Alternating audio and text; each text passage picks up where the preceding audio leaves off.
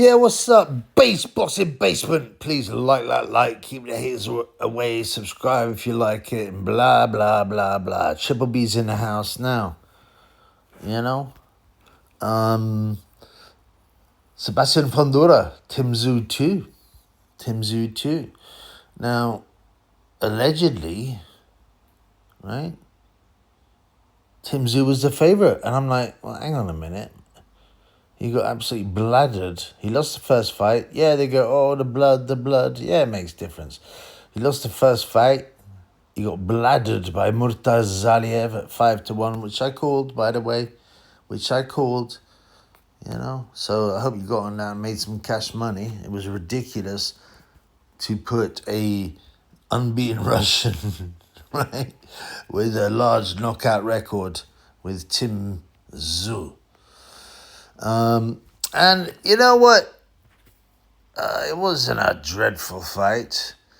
It was a weird one to watch because Fundora is so big. He's like almost 6'6", and I know Tszyu's like 5'8". Now Tszyu, what's his name? Fundora's been knocked out by Brian Mendoza again.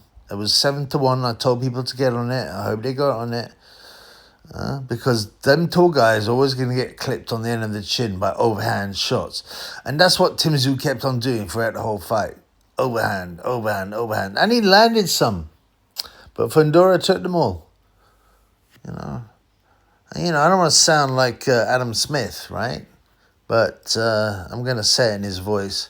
It looks like a David and Goliath out there, but I think Paper Tszyu didn't bring his slingshot, did he, Matthew? Yeah, I mean, Fundora was big. It's not only that. Fundora knows how to fight on the inside. He landed many uppercuts.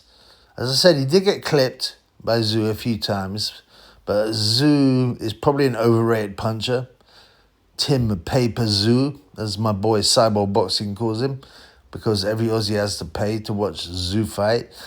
And, you know, Fundora was always in control. He dropped him in the first round, Tszyu. I think he recovered quite well. But what amazed me about Fundora is his work rate. Obviously his height and all that. He's a freak. He's a freak of nature. Because usually them skinny guys can't take a shot. And like I said, he's been killed by Mendoza. But he took all of Tszyu's shots, bang on the chin. He didn't flinch, which is very interesting. And he kept on working, pushing the jab out.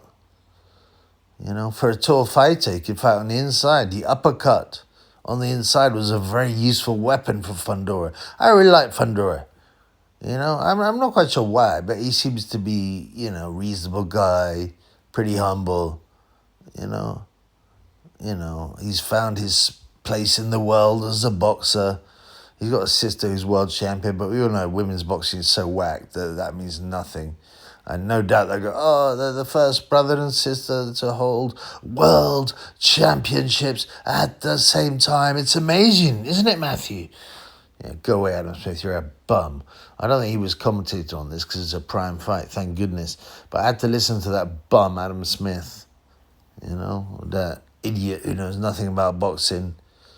To talk about the DAZN fights. But, Fundora was bashing up Tszyu. Marking his face up.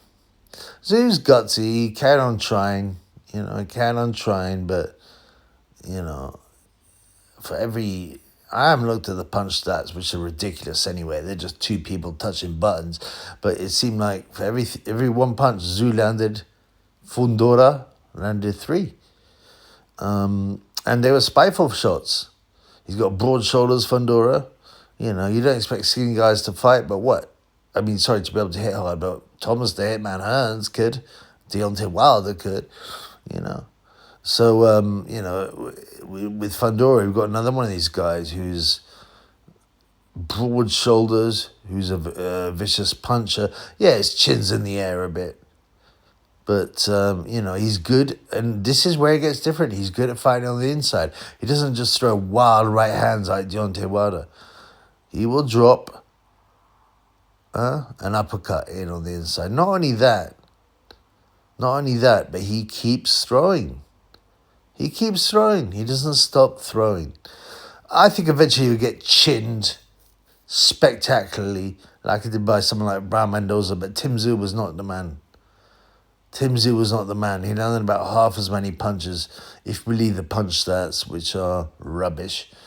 But they give an indication. But, it's just two idiots who probably don't know about boxing, touching buttons, hit, miss, power punch, And in the end, Fondura proved too accurate, too hard-hitting, too unstoppable, too workmanlike. And Tszyu, it was a bit disappointing in a way. Most people want to see boxers go out on their shields. But Tszyu quit at the end of the round 7. I don't have a real problem with that. He was getting a hiding.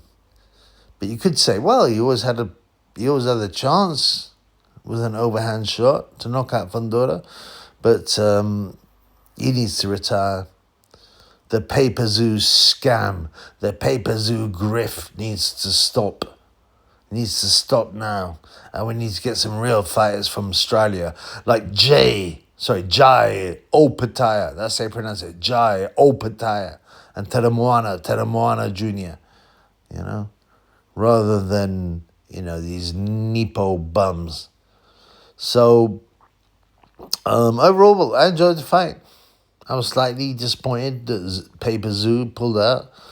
He should definitely retire. He's got nowhere to go. He's made some okay money. Keep your marbles in your head. Go make a family. Go make a family.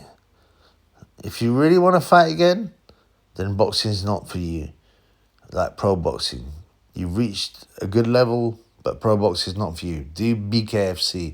And I think that's what other guy, Dustin Poirier was fighting as well on UFC. He lost. But him and Max Holloway should probably both do BKFC because it's going to become big and the paydays are going to become big enough. Okay? Peace in the Middle East.